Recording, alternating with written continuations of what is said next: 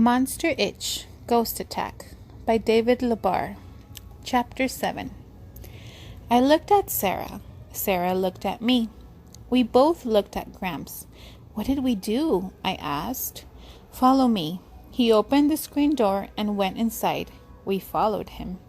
Notice anything? He asked. I looked at the floor. Back home, I was a notorious mud tracker. I didn't mean to be messy. Sometimes I'd forget to wipe my feet. But it hadn't rained and the floor was clean. I don't see anything, I said.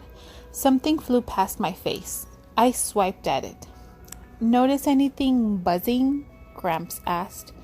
Now I saw it. There were flies in the hallway. A lot of flies. They were zipping through the air and crawling on the walls. Flies? I asked. Numerous flies, Gramps said. Someone left the screen door open. Sarah and I exchanged another set of glances. I thought back. I was pretty sure we'd closed the door. It wasn't our fault the flies got in, but how could we prove it? I didn't want Gramps to blame me. I know they'll be more careful next time, Grandma said as she walked up to us. Bang! We all looked over as the screen door popped open. What in the world was that? Gramps asked. He pulled the screen door closed before more flies got in.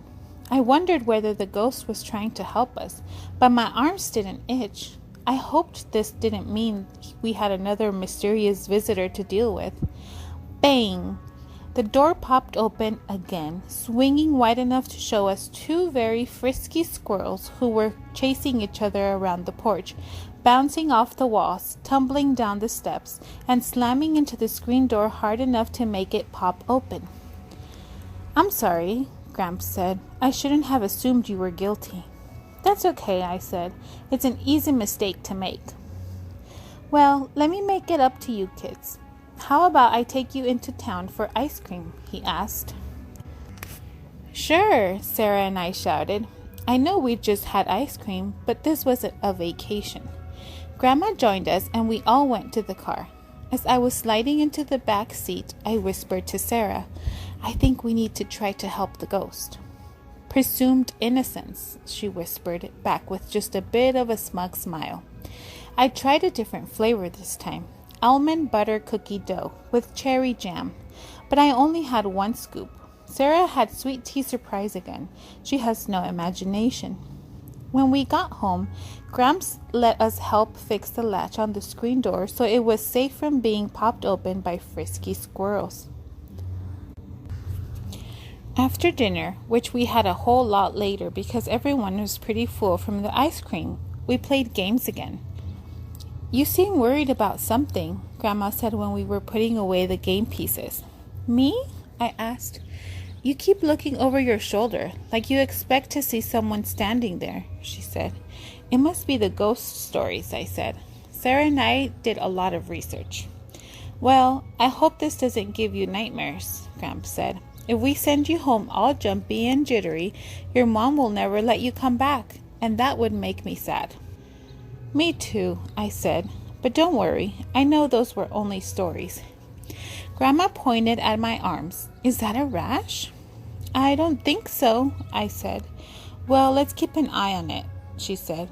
That night, as Sarah and I were walking upstairs, she said, I've been thinking about it. The ghost is here because something needs to be fixed.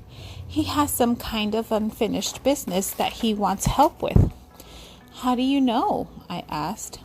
I read all about it in the book I took from downstairs, she said. What kind of business? I asked. Clearing his name, Sarah said. That's my best guess. That would mean that he didn't steal the money, and his problem is that everyone thinks he stole it. Does that make sense? I nodded. We just have to figure out how to clear it. We will, Sarah said. As I got into bed, I thought about what Gramps had said.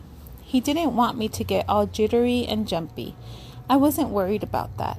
I'd gotten all of my shouting, out of me. I was more worried about getting all rashy.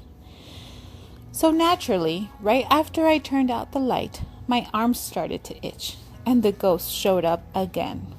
I hoped his appearance wasn't going to turn into a nightly event, I really didn't enjoy this spooky version of getting tucked in. "We want to help," I told him. "We know you were accused of stealing money, and we're pretty sure you didn't steal it, so we have to figure out what happened." I paused to see if he was going to give me any sort of reply, but he just stood there.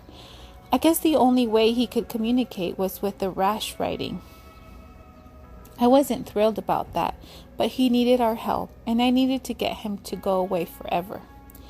I held my arms out. "Can you give me a clue? A really, really, really short one?" He drifted closer to me and reached a finger toward my left arm. I gritted my teeth and closed my eyes.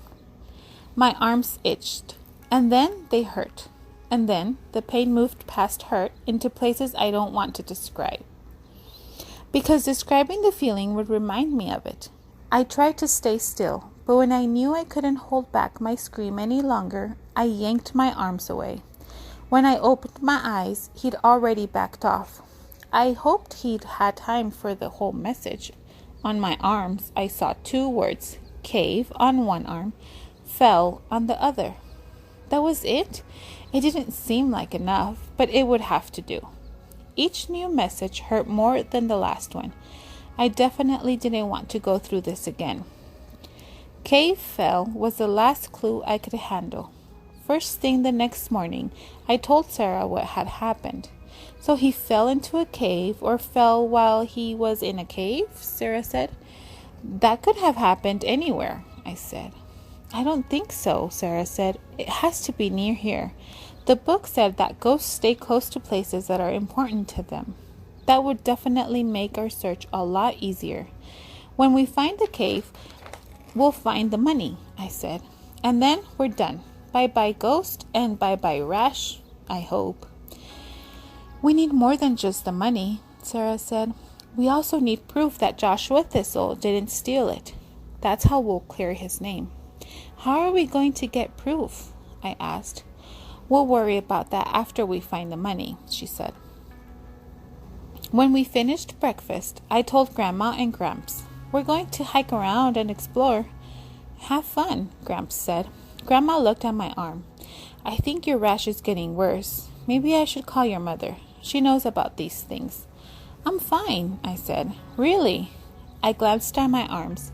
They definitely didn't seem fine. And then, as I looked back at my grandparents, my right arm started to feel a whole lot less fine. Another word was forming there. The ghost had sneaked up behind me and reached over my shoulder.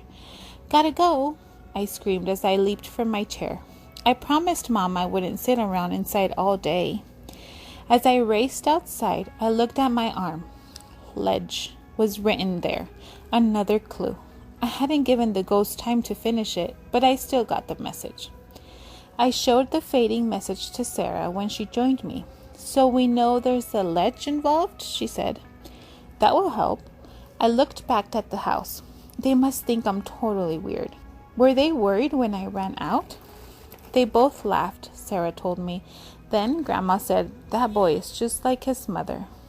I wasn't sure whether to be relieved or worried. I turned my attention back to our task.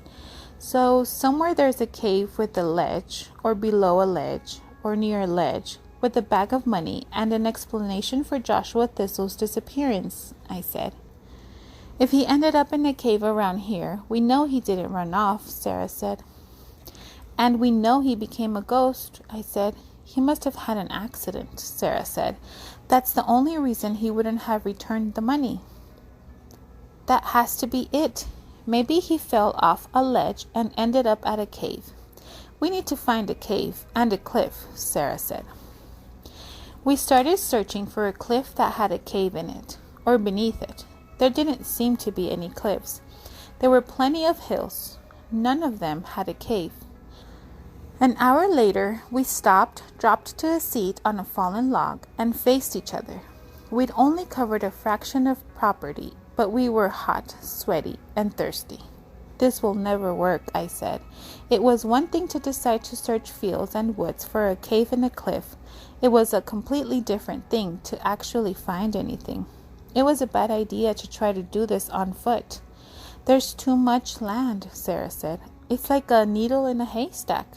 Or a needle in a stack of haystacks, I said. I wish the ghost could draw a map. I glanced down at my arms and pictured a whole map there. On second thought, I don't want a map. And I really didn't want to tell the ghost that we'd failed.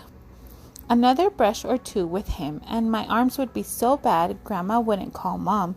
She'd put me in the car and drive me to Mom. Or the hospital. Sarah popped up as if she'd been startled by a ghost. Before I could ask her what was wrong, she grabbed my shoulder and shouted, "That's it! I know what we can do."